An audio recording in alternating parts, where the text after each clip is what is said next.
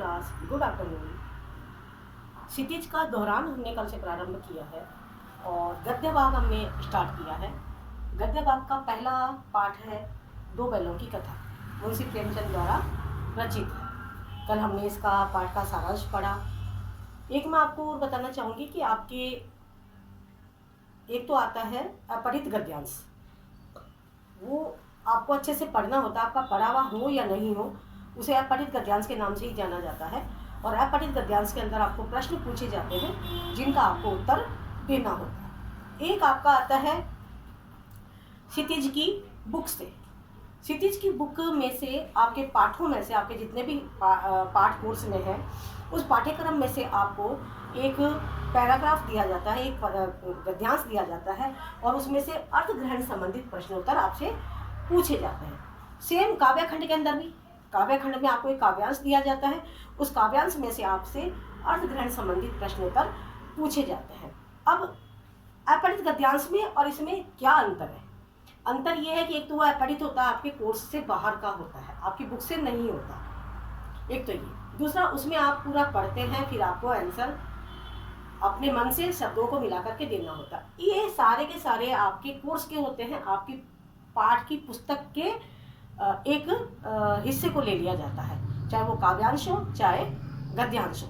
तो अब अर्थ ग्रहण संबंधित प्रश्नोत्तर की बात आ रही है, तो उसमें आपको जो जितना पूछा जा रहा है, कई बार उस गद्यांश के अंदर वो चीज नहीं होती है, दो लाइनें ऊपर निकल चुकी होती हैं, दो लाइनें कहीं और रह जाती हैं, लेकिन वो प्रश्न पूछा जाता है। तो हमें, क्योंकि हमने वो पूरी कहानी पढ़ी भी है, हमने वो कविता पूरी पढ़ी भी है, तो हमें उस चीज को क्लियर करके लिखना होता है। इस बात को आप अच्छे से दिमाग में रखना।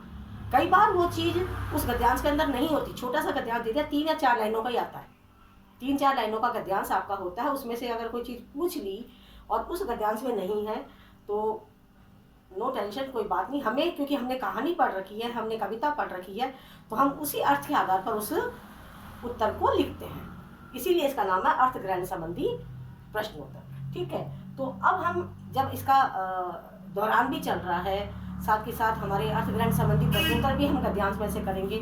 2-3 बातें आपको ध्यान रखनी है कि जितना पूछा जा रहा है हमें उतना ही हमें इसका उत्तर उसका चाहिए। एक गद्यांश में आपको पढ़ के सुनाती हूँ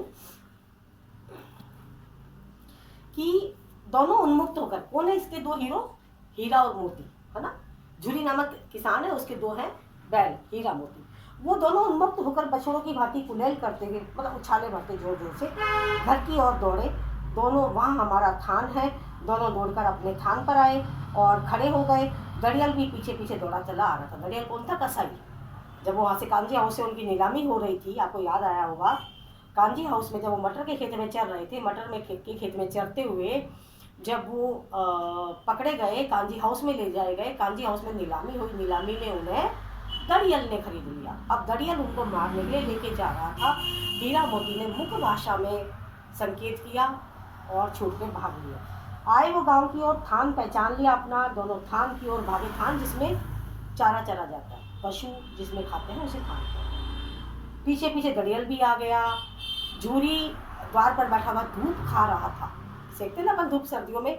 बैलों को देखते ही दौड़ा और उन्हें बारी बारी से गले लगाने लगा। मित्र की आंखों में आनंद के आंसू बहने लगे।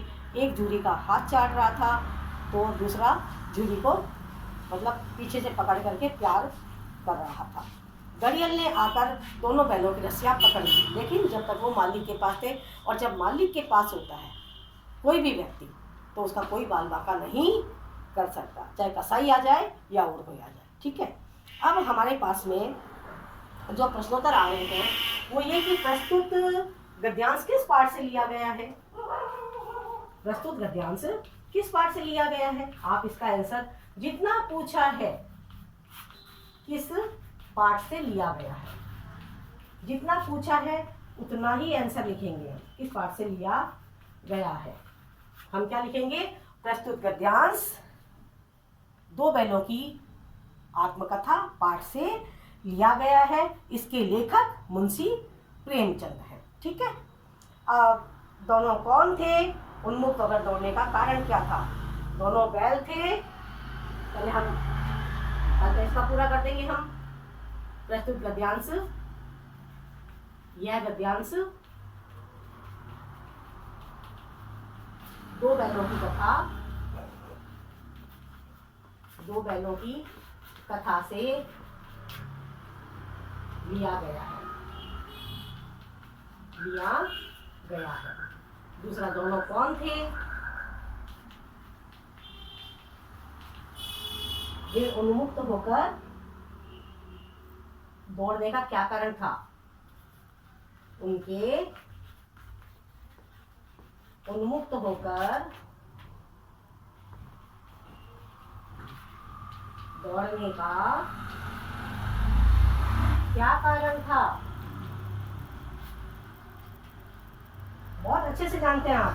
दोनों हीरा मोती नामक दो बैल थे और क्योंकि जूरी के घर से निकलने के बाद उन पर बहुत मुसीबतें आ गई थी, वो मुसीबतों का पहाड़, अत्याचार, भूख प्यास सब सहन करके भी वो जूरी से मिलने को तरस रहे थे। अंत में जब कसाई उन्हें लेकर जा रहा था तो जाते जाते जब उन्हें लगा कि जगह जानी पहचानी है, पगडंडी जानी पहचानी है, रास्ता जाना पहचाना है, और थोड़ा सा दोनों की भनक लगी, दोनों ने मुख भाषा में इशारा किया और दोनों पागलों की तरह दौड़ पड़े, उन्मुक्त होकर दौड़ पड़े, स्वतंत्र होकर। मन में कोई डर नहीं था, मरेंगे तो मर जाएंगे, अपने घर तक तो पहुंचेंगे, और जूरी से मिलने को वो दौड़ पड़े।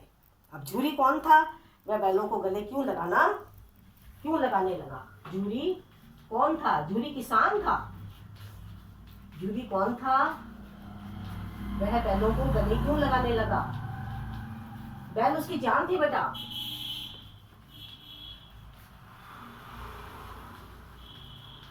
वह बैलों को गले क्यों लगाने लगा? जूरी किसान था, उसके दो बैल थे, हीरा मोती उसकी बैलों की जोड़ी थी। उसने अपने साले गया को दिया, गया ने सताया उन्हें, अत्याचार किए, तो वे वहाँ से भाग गए, फिर रास्ता भटक गए। रास्ता भटकने के बाद वो करते करते काफ़ी आगे तक कांजी हाउस पहुँचे, वहाँ से नीलामी हुई, और जब अंत में कसाई के द्वारा रास्ते में ले जाने पर उन्होंने रास्ता पहचाना तो भाग करके वो वहाँ से अपने घर आ गए, और जूरी ने उन्हें गले से लगा लिया, क्योंकि जूरी उन्हें बहुत ज़्यादा प्यार करता था। अब है एक क्वेश्चन, गड़ियल कौन था? गड़ियल बेटा कसाई था जिसने उन्हें खरीदा था। गड़ियल कौन था? गड़ियल कसाई था। गड़ियल कौन था? गड़ियल वो कसाई था जिसने उन्हें कांजी हाउस से नीलामी में खरीद लिया था, और वो उन्हें मारने के लिए ही अंत में लेकर के जा रहा था।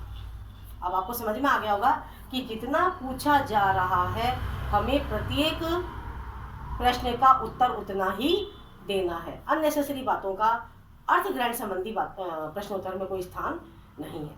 अब जो पूछा गड़ियल कौन था? गड़ियल कसाई था। अगर आगे एक लाइन और आ जाए, वह उनको कहाँ लेके जा रहा था? वह बैलों को रस्सी पकड़ करके मारने के लिए लेके जा रहा था। उसने नीलामी में खरीदा था, वह उनको मारने के लिए लेकर जा रहा था। कल हम दूसरा गद्यांश करेंगे, आप इसको अच्छे से कर लीजिएगा। Thank you.